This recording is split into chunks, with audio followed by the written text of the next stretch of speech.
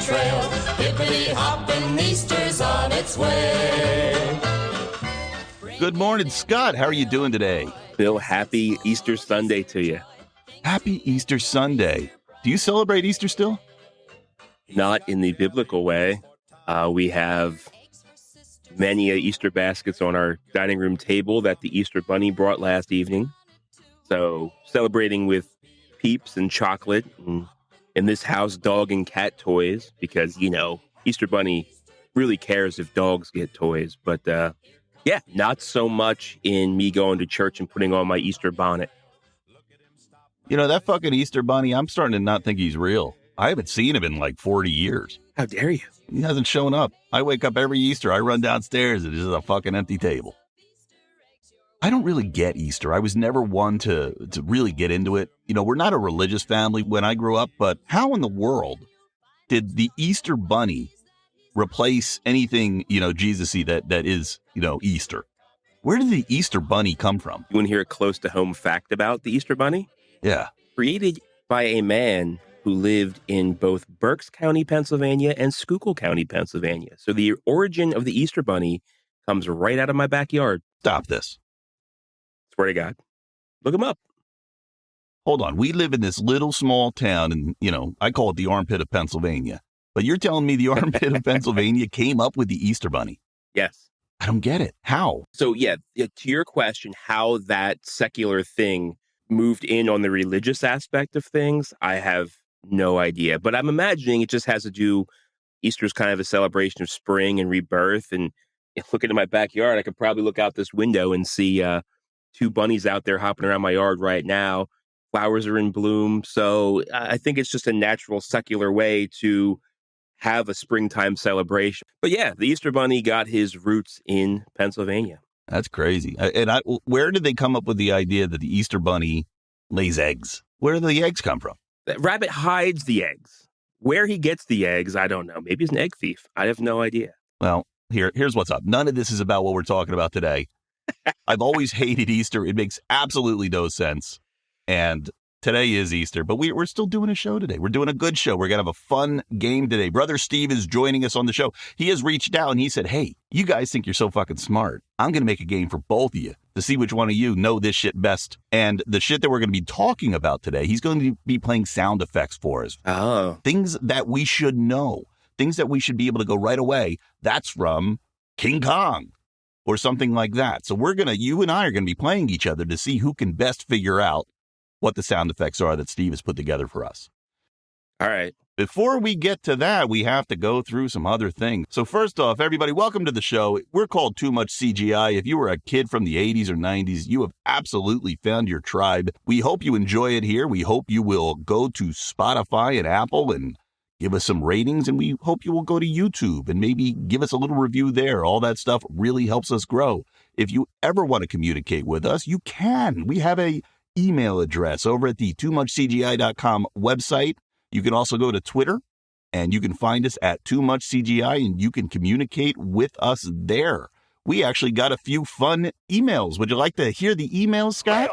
Before we get into the mailbag, I'd just like to welcome you all to the number 10 podcast for film history in the country of Estonia. Whoa, this is a big deal. Number 10.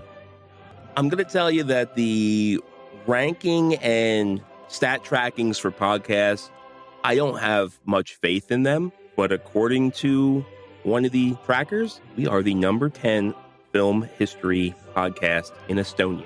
Estonia. I don't even know where Estonia is. I don't know if I could find it on a map.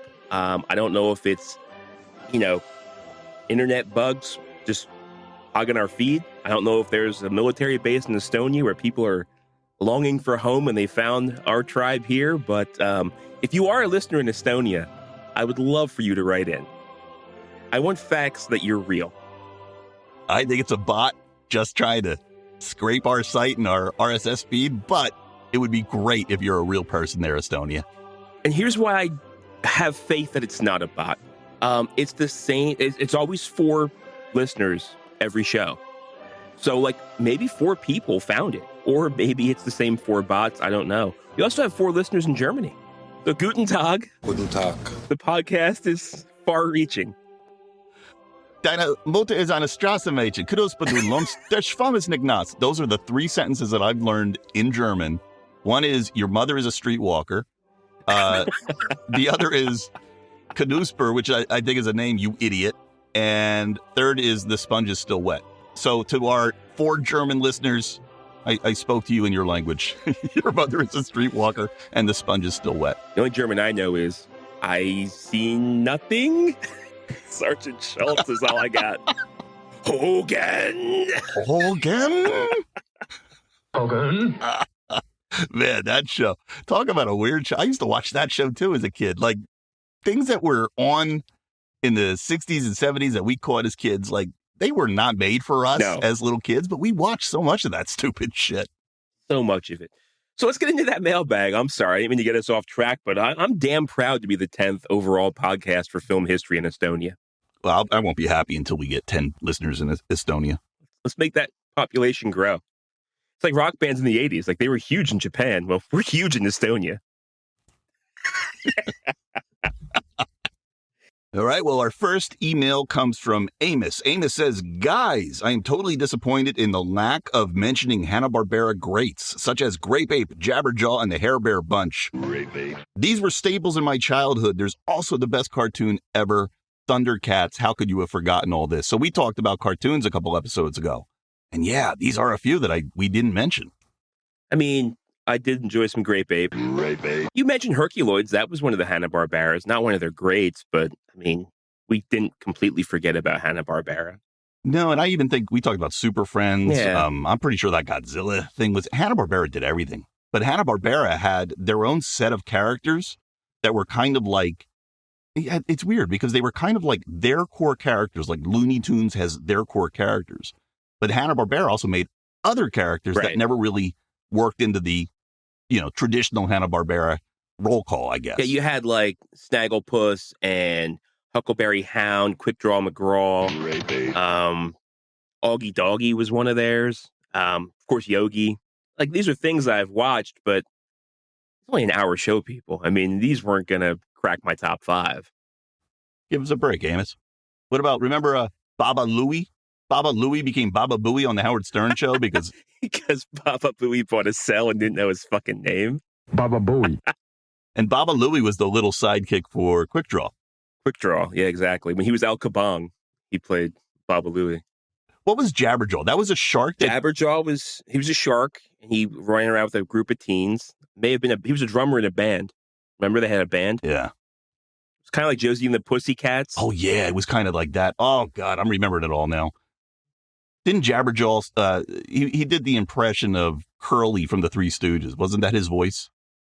Yes. Yes, it was. Yeah, all of this could have been forgotten. All of this should have been forgotten. Amos, we don't need this. Hey, where's the tablet, gang? Amos, all of this was forgotten in the last episode. Thundercats, too. That was, that one didn't come up in my mind, and I'm sad that it didn't, because I was into that for a good period. That was a really cool thing that came and went.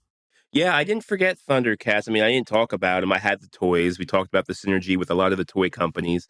I was going to play Thundercats as a theme song to stump you when we were playing our quiz game there when I was getting my revenge, but the entire theme song just says Thundercats over and over again. So I was like, well, you disqualified yourself from this game. Yeah, that would have been, yeah. Thundercats. Oh! How could we forget Thundercats? How could I forget Thundercats? Well, we got another cool email here from listener Tim Yoke. We were talking about Beavis and Butthead not too long ago, Scott. So Tim says, Wilson on Beavis and Butthead was originally supposed to be Hank Hill's father, but Fox and MTV were rivals and wouldn't play ball, so they came up with Colton instead, who is hilarious. Do you remember Colton? No, I think Cotton. Cotton is Hank Hill's father in the Fox series. He even corrected himself here. Cotton, not Colton. Already a fuck-uppery. Okay. Nice job, Tim. That's what I do. That's how I never have any fuck-upperies. I catch myself in editing and then just jump Scott. That's like getting a shimp. I forgot his name was Wilson. I just thought he was like the old neighbor, but I could totally see, that's exactly where Mike Judge got that character from. All right. And the idea he was trying to have that shared universe like we talked about before, that's pretty neat too. Yeah, it is neat. And Cotton was that like the short guy. Wasn't he like a really angry Yeah. He lost his shins in the war. Yeah, that's So, like, his knees connected to his ankles. He's like an injured war vet. He was always like, hey, he was a firecracker. He adds, yeah, Fox couldn't secure the rights to Wilson. The two networks didn't get along, but I'm glad they came up with Cotton. If you watch enough King of the Hill, you'll see two idiot kids from time to time. I wonder who they are. I don't remember seeing two idiot kids. So maybe that was kind of like a wink, like this is almost Beavis and Butthead. Maybe. I know Mike Judge got done pretty dirty by MTV. So I could see them not, like, apparently MTV pays dirt. And he wanted more because Beavis and Butthead was the biggest thing on the channel at the time, without a doubt. And the way I read it, I think he like really leaned in hard on King of the Hill because it was going to be his payday because he wasn't getting shit from MTV, and MTV owned exclusive rights to Beavis and Butthead. So, like, you know, much like early Walt Disney, how he lost some of his early characters, I feel that Mike Judge lost Beavis and Butthead for quite a period of time there to MTV in a bad contract. Yeah, Mike Judge is an interesting guy to me. So he does things like Beavis and Butthead, which I love. And then he made Office Space. Yeah, he made Office Space, which was a bomb, but it became a cult classic. Like, people love it. One of these ideas that I have on my list that I haven't even run past you yet are the top movies that were absolute bombs that have turned into cult classics and like things that they just weren't ready for their time when they came out. Office Space is one of them. I think a lot of the stuff Mike Judge does is really pretty smart. Like, he does a show called, well, it's over, but it's called Silicon Valley. Yeah, loved it. Amazing show. And then you watch something like the new Beavis and Butthead that came out. It's like, well, where's all the smarts? Like, I don't know. He's such a different kind of, but when he wants to do something very, very smart, he is brilliant. He put out a movie called Idiocracy, and I don't think anybody really talks about it or remembers it, or it's got like Luke Wilson in it. But it's basically, he predicted how stupid we were going to be in the future. And today we're living in idiocracy. So go back and watch that movie and look at how many things that he actually got right about today. President Terry Crews. Is Terry Crews in it? Terry Crews is the president. Oh, so yeah. I just remember it being, wow, funny, but I don't remember the details of it. I also love the weird ass characters he plays. Like, this is like an extra in his own movies. Like, he was the manager of the restaurant with 12 pieces of flair. Oh, was he? I didn't know that. Yeah, that was him. Because that was, oh man, I hated going into TGI Fridays and everybody. There's just so much tchotchkes all over the fucking wall. And they just, they did a good parody of TGI Fridays with Jennifer Aniston in that scene. Yeah. Well, you know what it's time for? Oh. Now, as I understand it, we have not exactly a fuck-uppery. No, more of a redaction. So everything I reported on this initial story, 100% accurate. My in-laws do go to Redbox, or did go to Redbox, and watch horseshit movies that we talked about in our bad movies. One of the things we talked about, an identifier of a bad movie, may be direct to DVD or direct to streaming. And I talked about how my in-laws go to Wildwood and hit up the Walgreens for their Redbox. Well, they moved up in the world. Now they're streaming movies on Amazon Prime.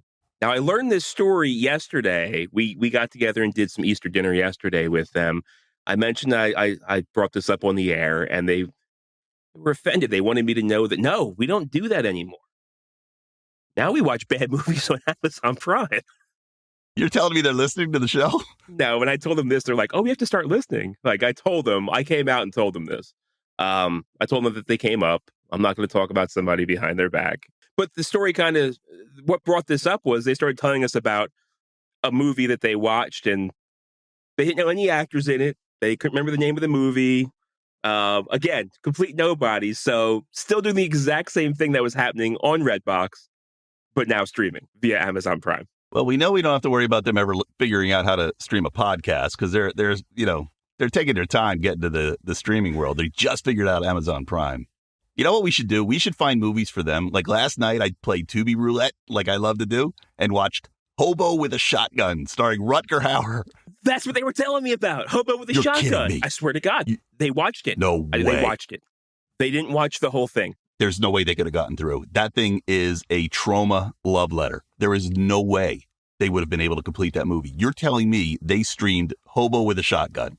They brought up Hobo with a Shotgun when I was talking to my brother-in-law, and he was like, "Oh, what was your latest podcast episode?" And I talked about bad movies, which the second part of that's only coming out tomorrow. And they're like, "Oh, you want to talk about a bad movie? You should watch Hobo with a Shotgun." And I was like, "What the fuck are you talking about?" And you watched it as well, huh? It's absolutely one of the best movies I have ever seen from the bad movie just world. It is so good, and I don't know how I just found it. Yes, you have to watch it. Well, they found it on Amazon Prime. I think I'm going to start hanging out with them. They got better taste in movies than you. I have nothing to say to that. So there's my redaction. There's my editorial. Well, why don't you keep going with you? What else is new with you? What kind of things are you checking out? What are you into lately? Oh, well, as people that are fans, I'm sure know, and people that are not fans think I'm a fucking loser. Star Wars Celebration Europe was the past 3 days, taking place live from London. So I tuned in for a few hours here and there to find out the newest news from the world of Star Wars. Have you heard there's 3 new movies being released? I heard something because you sent me something about Rey coming back into the Star Wars fold. Yes, Daisy Ridley is returning to play Rey 15 years after the events of The Last Jedi. So we're going to see what she's been up to for 15 years. I'm guessing she has well, if she was The Last Jedi, then it's going to be like a non-Jedi Jedi Academy, I would imagine. So we'll see what's happening there. Second movie is a movie involving the High Republic. And for those that don't know, the High Republic was an era in Star Wars that happened 1,000 years prior to anything else we've seen in cinematic universe so far. So, yeah, apparently the Jedi are at the height of their power in the galaxy. They're kind of king shit, sitting high on the hog. So we're going to see what that was like, a real time of peace and everything else. And then the third movie, Dave Filoni is directing. Not a whole lot known about it, but Jon Favreau says it's really going to be a culmination of all the Disney Plus series coming together in a Dave Filoni directed movie. That's interesting. Yeah.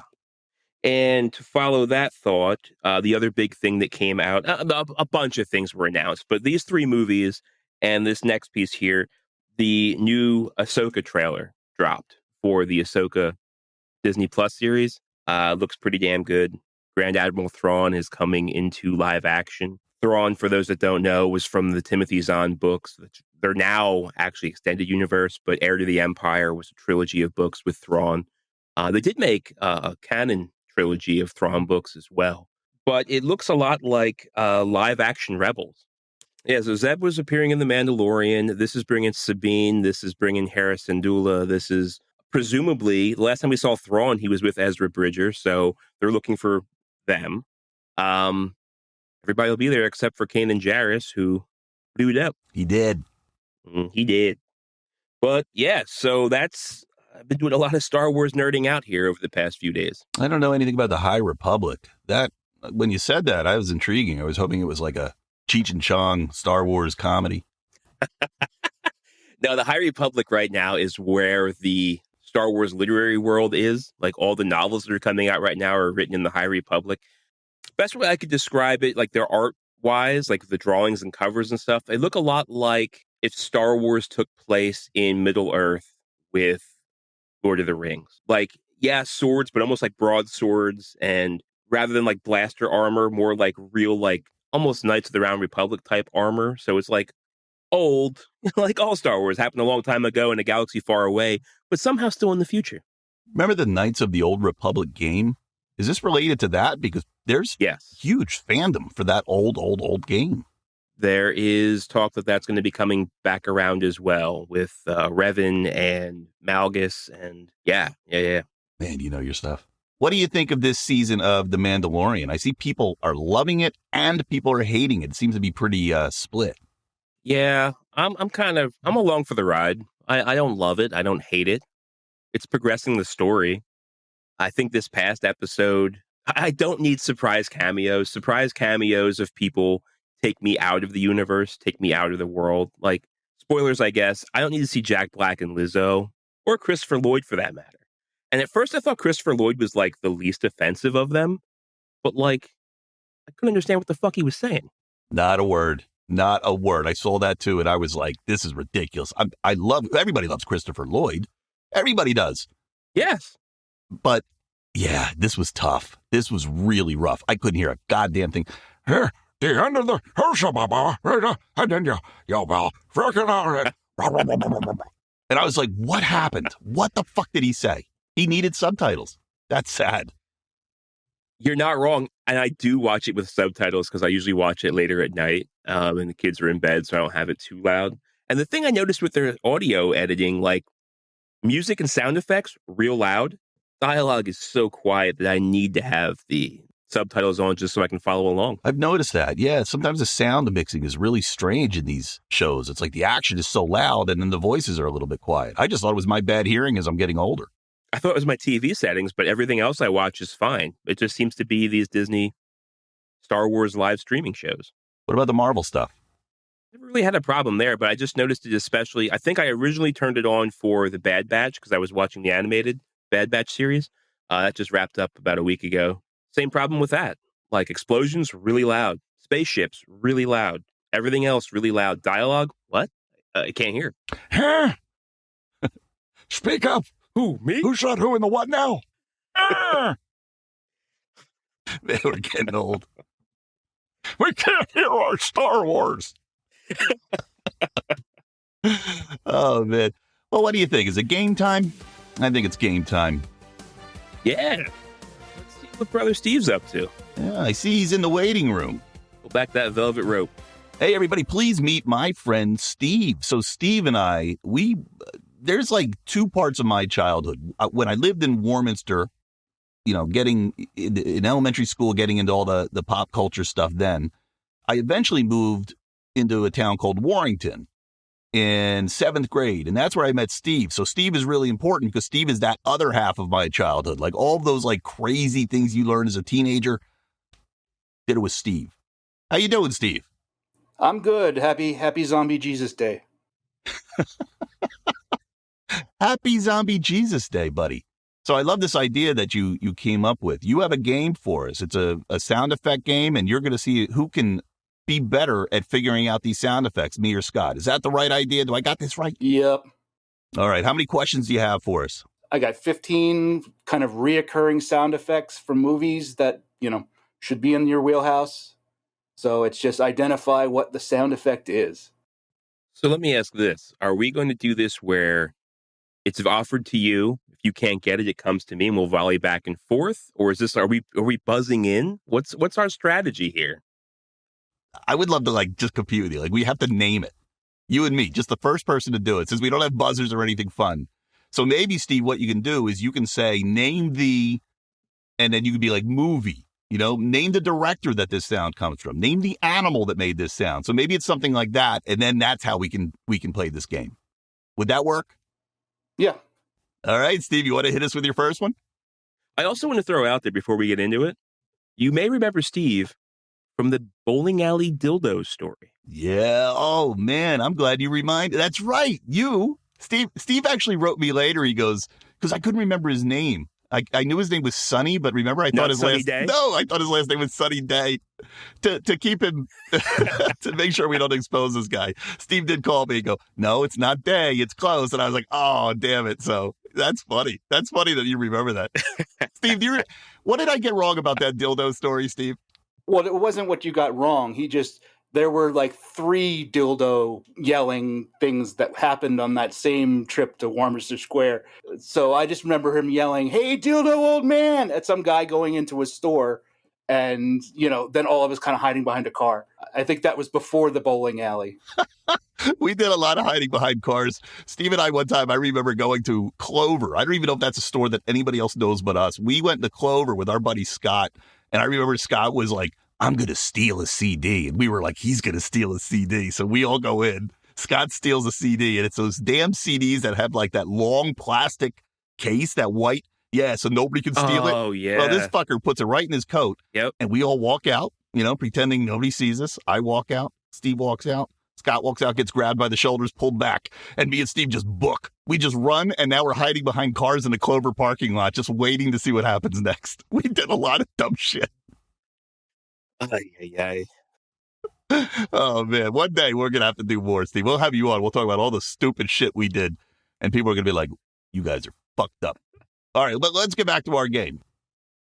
Let's go name the series. Name the series. Knight Rider. Oh, So, yep, Knight Rider. That was Kit from the original Knight Rider series. nice job. You got that faster. Fuck. What do you guys think that sound effect was? I feel it was like a sensor, like almost like a radar there with the front red light. I always thought it was like him like scanning the area for things. How do you think they made it? I always wonder when I hear like R2D2 and all these other things. Oh, you mean like how did the sound engineers actually come up with that? Yeah, it's a neat sound. I don't think it was mouth. I think it would have been probably put through a sound program. They had sound programs back then. They did things like not like what we have now, but That's a neat sound. Good job, Steve. Okay, so number 2, name the movie.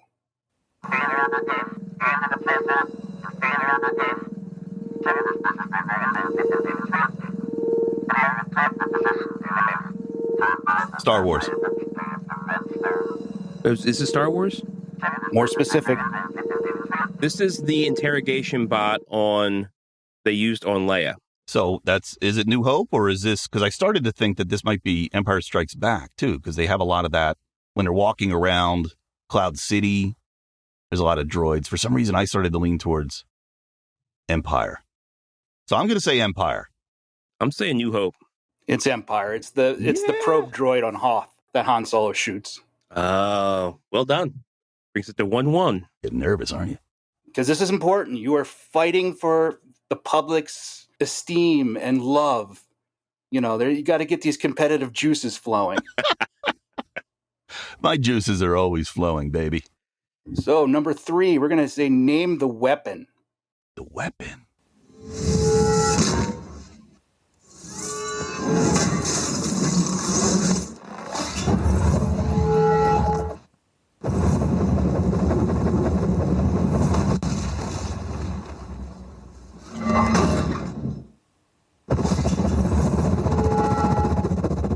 Is this the T-1000 from Terminator 2? No, it's not. I got nothing either. Well, I started to think it might be the robot from the Ed 209 from RoboCop, but it was a pretty long weapon clip, so I don't think that's it. Yeah, I'm stumped. Steve, what was it? Well, so if it's a hint, that is a collection of the sound it makes isolated from the rest of the audio. So that's not one sort of clip. That's sort of the sound separated from the rest of the fight. Yeah, it didn't help me. I'm ready for the answer. That would be Mjolnir, Thor's hammer. Mjolnir. Oh, the hammer. So it has the reverse sound when he's calling it back. I am so upset that I didn't know that. I love Thor. I actually really love Mjolnir, or however you say it. I could not tell that was that. Damn it. That should have been a gimme. That's a good one, Steve. All right, you got both of us on that one. Ready for your next one, sir.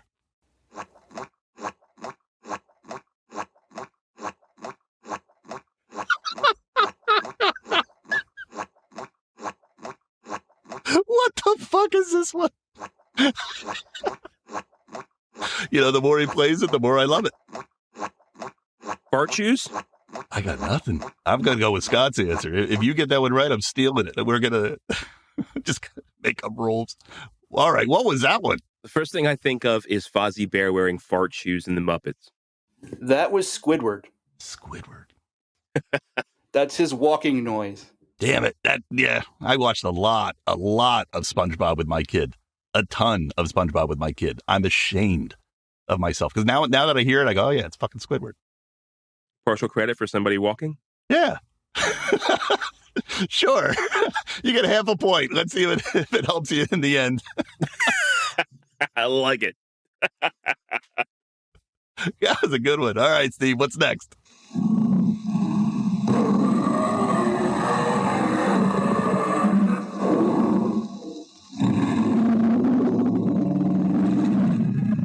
I'm going in with Jurassic Park. That's got to be a Jurassic Park dinosaur. What do you say? I think it's Spielberg, but I think it is a sound effect he used multiple times. Once the death of Jaws, and also the death of the truck that drove off a cliff in his first movie. Wait a minute. You think that lion sound was the death of Jaws? Think Jaws sounded like that? I do. He used the same sound for the death of Jaws that he used when he had this big tanker truck. I forget the name of his first movie, but drove off the side of like a cliff, and it was like the same sound that he used for Jaws. All right, Steve, what was it? Bill is correct. That is the T-Rex from Jurassic Park. All right. Bill gets 2. Yeah, kicking ass. This is called running away with it. Let's not get cocky there, kid. It's 2-1. And a half. Thank you. Thank you. So the next one will be name the character.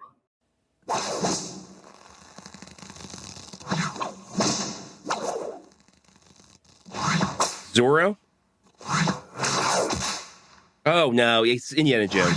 And I don't know. What whipping? It's a whip. It's either Indiana Jones or Zorro. You think it was Indiana Jones? It has to be Indiana. But it didn't even sound... I don't remember ever... All right. It's got to be Indiana Jones. It's Indiana Jones, yeah. All right. Yeah. I'm taking points for that one. Yeah, I think you're in that one fair and square. I think you got that one. God damn it. I don't know why. I heard a whip, and the first thing that didn't pop into my head was Indiana Jones. I don't know why. Terrible. Okay, next up, name the series.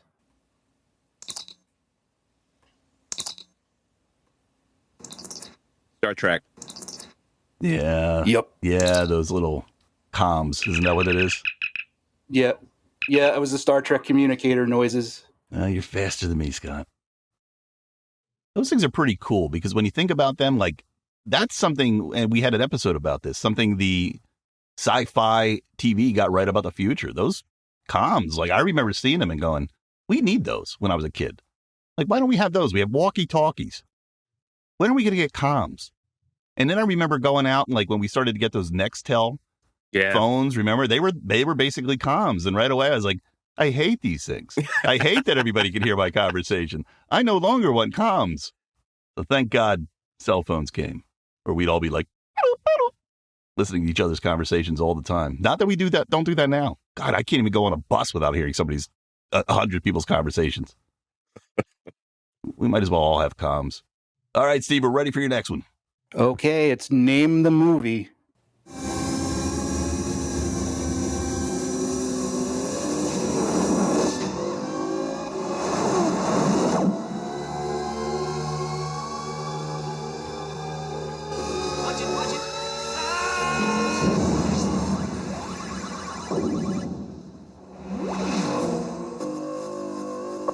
Tron. Yep. Damn, man. Damn, good grab there. I was like, what the fuck is this? I could not figure it out. And when I heard that, like, I started to like get it. Then I was like, wait a minute. And I think that's when you got it too, because it came right to you. I saw your eyes. I said, yeah, I got this. Oh man, Tron. Did you watch the sequel to Tron? Tron Legacy? Yeah, I saw it. Was it any good? They really tried to get that thing going again, and I guess it just didn't take. I don't know. Tron Light Cycle Run, the roller coaster just opened up in Magic Kingdom. Yeah, but who remembers it? I don't care. It's a cool roller coaster. Okay, next up is name the movie series.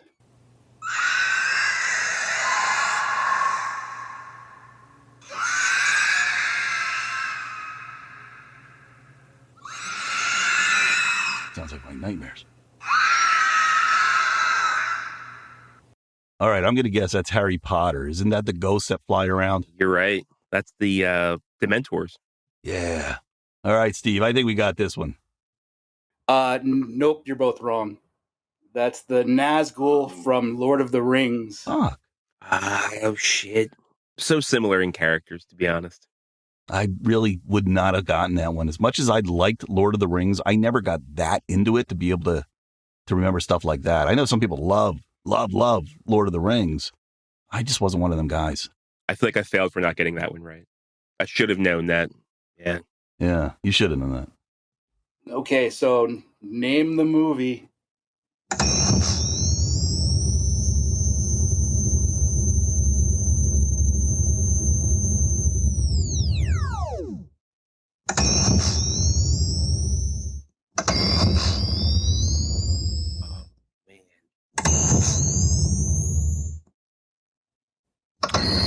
What I mean, if it's not from Star Wars, I mean, it's a thruster. That is Ghostbusters. That is the sound of a proton pack powering up.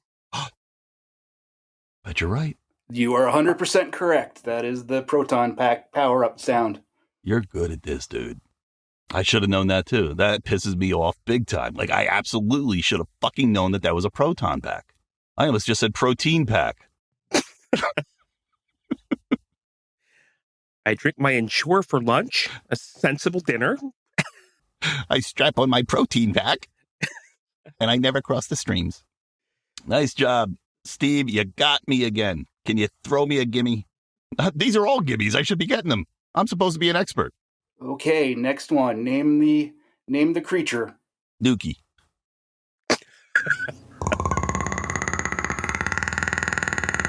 Predator. Yeah. My first thought actually was the little creatures from Jurassic Park that came up. And I think they were the Spitters, but I was like, I know he's not going to do Jurassic Park again. You got it. It's definitely Predator. Definitely Predator. It's Predator, yeah. Mm-hmm. So there's you're getting your ass kicked, Bill. Yeah, I am. You know what? I can win on some trivia. Did you know that the first actor to play the Predator monster was Jean-Claude Van Damme, but he was so frustrating in the role they kicked him out? No, he was pissed off that they wouldn't see his face. He wanted to have like a different costume where they would see his face. But he actually filmed some in the full costume. It's okay. He got Street Fighter. His career worked out just fine. So now number 12. Name the series. Transformers. I think I beat you. I beat you by like a split second. I'll give you a charity point. I think I got it first, but We'd have to rewind the tape, but I think Bill did have that one just by charity. all right, Bill, you're doing good. You got 3 now. Man, this is embarrassing. I think I want to cancel this episode. Okay, next one up. Name the vehicle.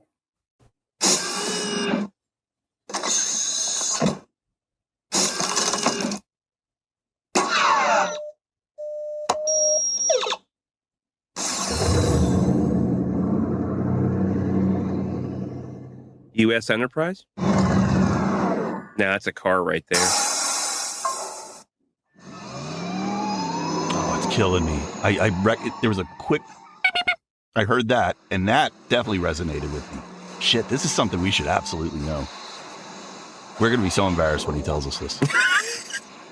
No. Got a guess, Bill? What was that? All right. For the sake of time and my just bad performing today, you might as well just, my bad performance, you might as well just fucking give it to us. That is the time-traveling DeLorean from Back to the Future. Ooh. Should have known that. Damn it, I knew it. I knew we knew this one. God damn it. Flux capacitor fluxing. Damn it, we should have known it was fluxing. Dildo.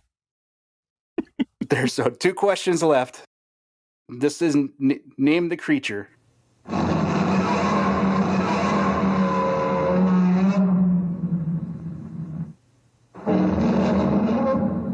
Godzilla. Yep. Yep. My first guess was going to be gonorrhea, but then I realized it was Godzilla. Godzilla, that's probably one of the greatest sound effects ever. I'm so glad as they tried to make new Godzillas, they never got rid of that sound. Yeah. I'm surprised nobody tried that. Hey, let's give them a new sound. We're giving them a new look and a new story and all this. Let's make a new sound. That sound is iconic. You got to have that. I agree. Did you like those new Godzilla movies? Because the guy who made the Godzilla movie that came out, what was it, like 8 years ago? He's the guy that made Rogue One. Yeah. It's a great movie. And then it was Godzilla 2, and then there was Godzilla vs. Kong. Those aren't so great. All of them were better than the 1998 version with Matthew Broderick and P. Diddy destroying the Kashmir song on the soundtrack. Boy, that was one of the worst movies ever. awful movie. Like, you could tell that they were like, hey, Jurassic Park was doing great. Let's make a Godzilla movie. But we don't have many Godzillas. There's only one. Give them 5,000 babies. Now we have Jurassic Park. Fuck you. Why didn't that make our list last week about bad movies? That should have definitely been on there. Absolutely. God, that movie sucks. But again, much like Amos pointed out, I said to him, it's only a 1 hour show. We can't talk about all the bad movies. Oh, well, really missed this one. All right, Steve, we got one more. I think we got one more. Last question. Name the long-running TV series.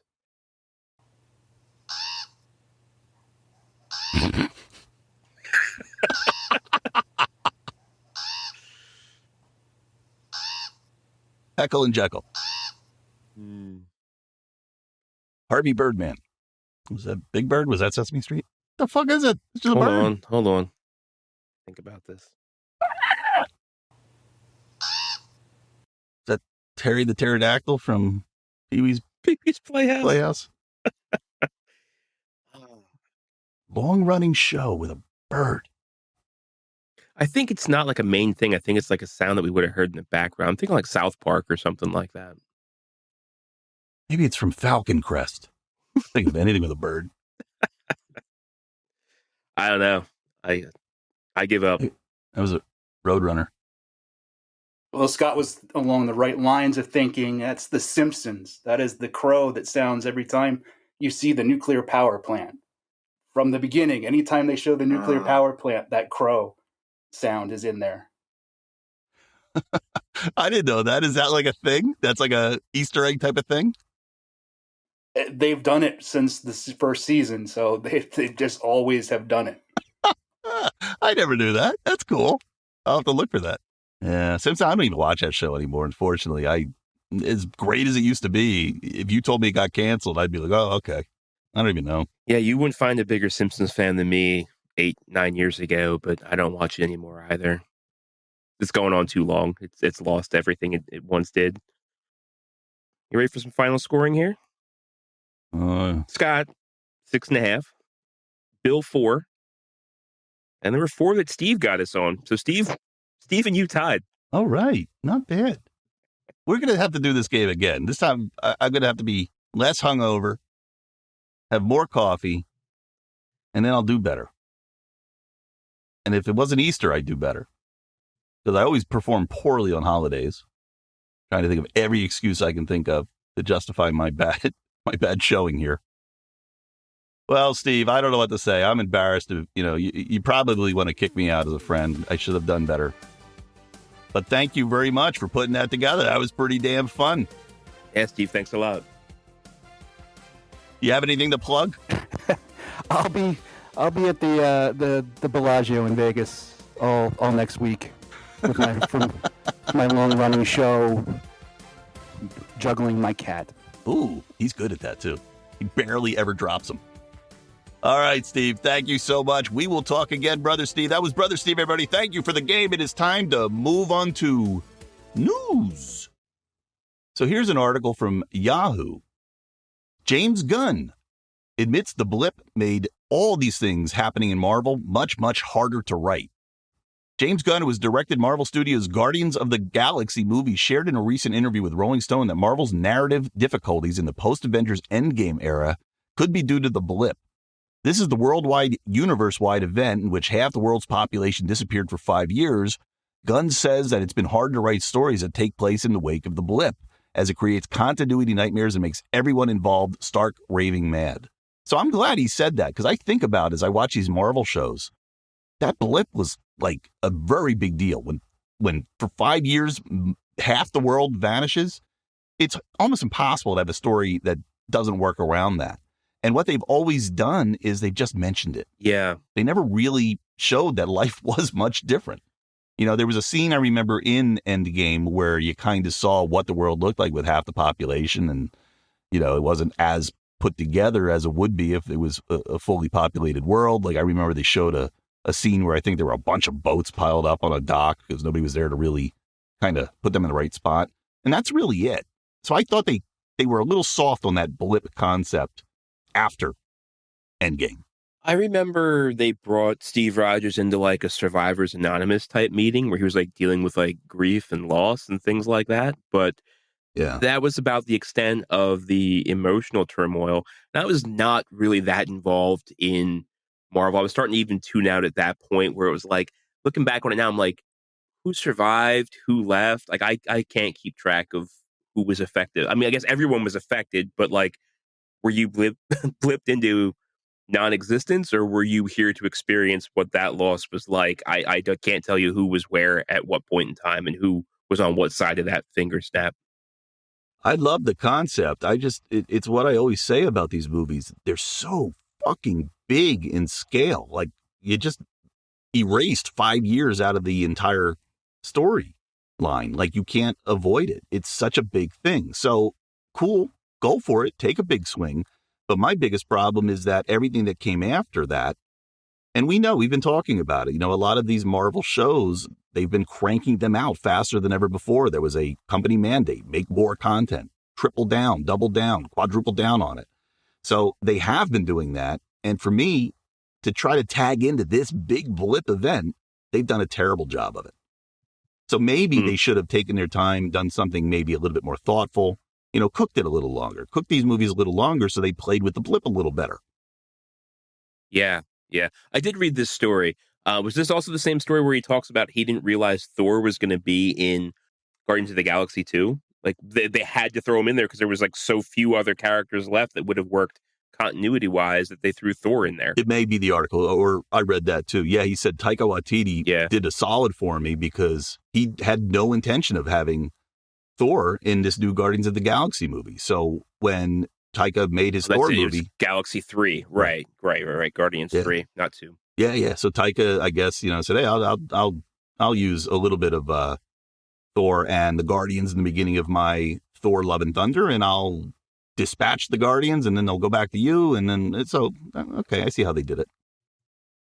Yeah, I'm sure that was a workaround to what he's saying in this article here about the problems that blip created for storytellers. Yeah, exactly. I love what they're doing, but they got to be a little bit more careful, or they're going to have really bad stories going forward, and they're going to lose all of their interest. They're going to lose their money. So following that, here's another story. The Verge. Disney just laid off the guy it bought Marvel from, but that's probably a good thing. Isaac Perlmutter, or maybe I'm saying it wrong, Isaac Perlmutter, former Marvel CEO and the chair of Marvel Entertainment, has been laid off by Disney as part of its recent layoffs affecting 7,000 workers. Perlmutter, who had been with Marvel since 1993, was criticized for holding back the inclusion of women and people of color in Marvel films. He also reportedly interfered with the course of the Marvel Cinematic Universe and was involved in various scandals, including allegedly bribing a New York police officer to expedite the process of renewing his gun license. Disney's decision to fold Marvel Entertainment within Marvel Studios has resulted in Perlmutter's job being eliminated. So apparently this guy who ran the MCU before, who would butt heads with Kevin Feige all the time, they got rid of him. We talked last week about somebody else they got rid of. So the MCU is really getting a new injection of fresh blood behind the scenes. Yeah. So people that were causing problems in the past, they're really trying to work them out. I wonder how it's going to play out in the end product, because like these are people that are behind the scenes that you usually wouldn't know anything about. I was thinking about it yesterday, watching it was the other day when, every Wednesday the Mandalorian comes out, and I remember like getting excited for all these Marvel shows that were coming out every Wednesday, and they're not coming out now. They've already hit the brakes on it. I'm surprised we don't have a Marvel show airing right now. So you can tell that they're already, hey, we were cranking, and they said this, they admitted it. They're like, we went with a play that was more content over quality, and we're reversing course. Well, that's why I think you don't see a show out right now. It sounds from this story that cutting ties with this character, as the article says, it may not be a bad thing. We will see. If there's a change in Marvel quality, this is why. TheAVClub.com. Bill Skarsgård not down to clown at HBO Max's It prequel show. Actor Bill Skarsgård has confirmed that he will not reprise his role as Pennywise in HBO Max's It prequel TV series, Welcome to Derry. Skarsgård played the infamous murder clown in both of the film adaptations directed by Andy Muschietti. While he had no plans to be involved in the prequel, Skarsgård gave some advice to whoever takes on the role next, including reading the original source material, which he affectionately referred to as cocaine binged. HBO Max has confirmed that the series will trace the history of one of Stephen King's infamous towns. Okay, so are you interested in an It TV show? Not so much. I'd have to ask, with Skarsgård out of the picture, what's Tim Curry up to these days? Have you seen him lately? I don't think I have, no. No, he's not in good shape. No. No. I don't. No. He's not well. But what's this Skarsgård guy doing that he's too busy to do this? I mean, the one thing that I know him from is this. He does a great version of this character. He's a great monster when he dresses like he looks like he looks like this guy when he's not wearing white paint on his face. Yeah, but thinking about the story we did the other week where the leadership over at Discovery, would you want to get involved with HBO right now? They're not even going to call it HBO anymore, Bill. It's Discovery, some other horse shit. They're changing the name every other week. Yeah, I know. But I always think about it as a wish I were an actor, but I have neither the looks or the talent to be an actor. Like when they give you roles like this, like, hey, man, you're already well known because you've done this character. Is he so afraid of being typecast as this character that he doesn't want to take the role anymore? Yeah, that's what I was going to say. It could be that I don't want to be nothing but Pennywise. Like, I think Bill Skarsgård, I think of, he played Will Turner's father in Pirates of the Caribbean, and he played Pennywise, and that's really all I can remember him from. Remember I was talking about that Barbarian movie the other day. He was in that for a minute. He was in that for a hot sec. Yep. And then cut out of it. So it's like, you're not the biggest actor in the world. This is a great gig. I hope you have some better stuff coming up because, damn, we love you in it and you're good at it. But whatever. Look who's too big for his goddamn britches. All right, here's one from Kotaku. Kotaku, Kotaku.com. Super Mario Brothers. Kotaku? Is that how you say it? I've seen it. Like Kotaku. I've seen it. I say Kotaku. I've never tried to say it. So I'm going to say Kotaku just like you. Super Mario Brothers movie fans knock Seth Rogen for barely trying. That made me laugh. Did you hear this? Yeah. I love it. I fucking love it. I love it. Actor Seth Rogen is facing criticism from fans for his portrayal of Donkey Kong in the upcoming Super Mario Brothers movie. Rogen has revealed that he won't be doing any voice acting for the role and will only use his natural voice, which has disappointed fans who expected more effort from the actor. Fans pointed out that the inability to perform character voices is a reason for casting actual voice actors rather than Hollywood celebrities. Rogen argued that all that is known about Donkey Kong is that he throws barrels and doesn't like Mario, and that's what he went with. I like it. I mean, yeah, this is a good point. You hire Seth Rogen. Don't you want Seth Rogen? Yeah, he goes, I don't do voices. He goes, so if you hire me for a voice, I'm going to sound like myself, and people are getting upset. And you know what this means? This means that Donkey Kong is going to sound the exact same as Bebop in the new Teenage Mutant Ninja Turtles movie. And every other character Seth Rogen has ever voiced. I mean, what a thing to get mad at. Who cares? Right? If you get mad at that, then you better get mad at Lizzo being in the fucking Mandalorian, because you can't even say she's an actor. She's a singer. Right. And you know what? People did get mad at Chris Pratt for doing voice acting and being offensive to Italian Americans by doing Mario. I miss the days when people just didn't give a shit. It was like, that's too little to even get on my radar. That's too little to ever piss me off. People are so pissed off over everything. That movie's not doing too well as far as ratings go. The Super Mario Brothers movie, it's kind of getting panned. Didn't look special. I mean, it looks like every cutscene you've seen, or anything Mario related you've seen in the last 20 years. I mean, it just looks like everything you've seen. So why do you need a movie?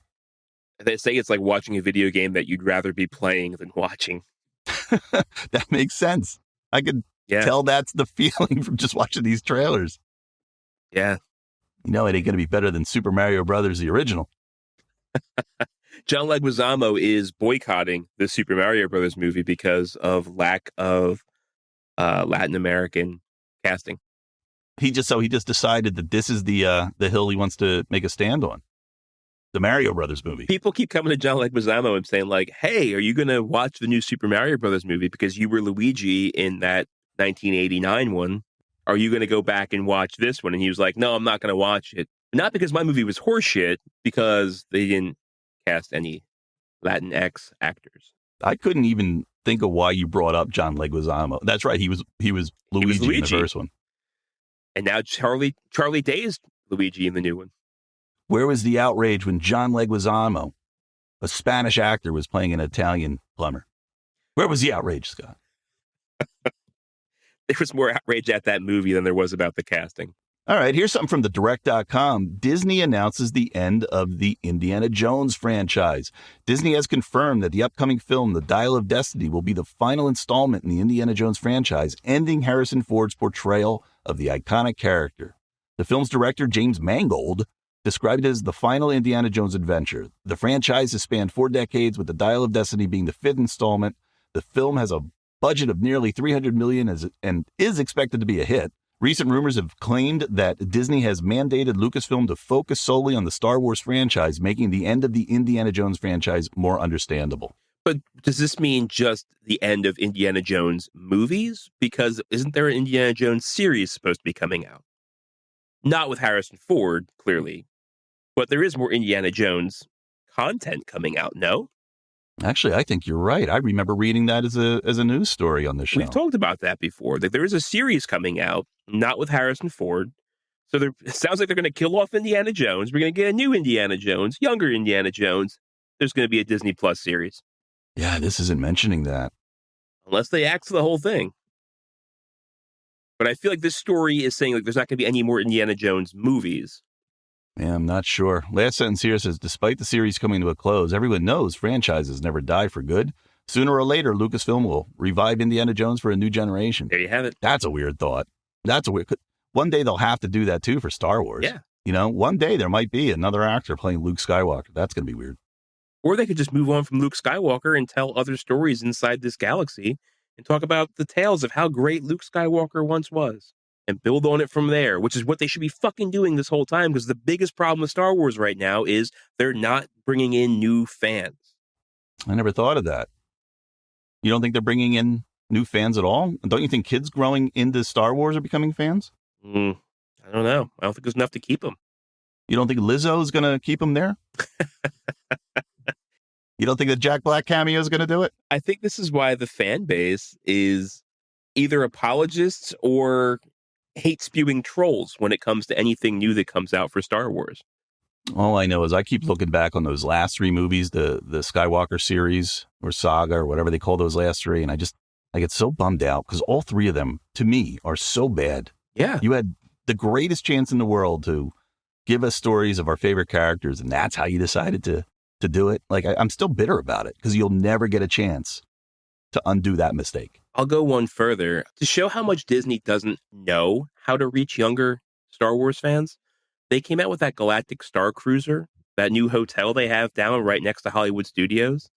And they tried to make it like a cruise ship, but on land. You would go there, you would spend thousands of dollars. I think I saw it was like $5,000 for a 2-night, 3-day vacation. And you're in this place, and there's like character actors, and you interact with people, and you can, meet Chewbacca in the hotel and all this and that. But then they brought in like all these brand new content characters, like a ship captain, and there was like a band and a singer, and like you could either be Imperial or you can be Rebel. It's supposed to be this whole big role-playing experience. As a Star Wars fan, I was fucking disgusted by this whole thing. I was like, I don't want any of that. Like, if I'm going to a Star Wars hotel, like, I, as a classic person, would want to see the classic characters. Or at least known characters. Like, these new content people, like, it was just done poorly. Done so poorly. And if that's what they think they're going to be using to bring in new, younger Star Wars fans and have them grow up to be older Star Wars fans, like, they're really missing the mark. You make a good point.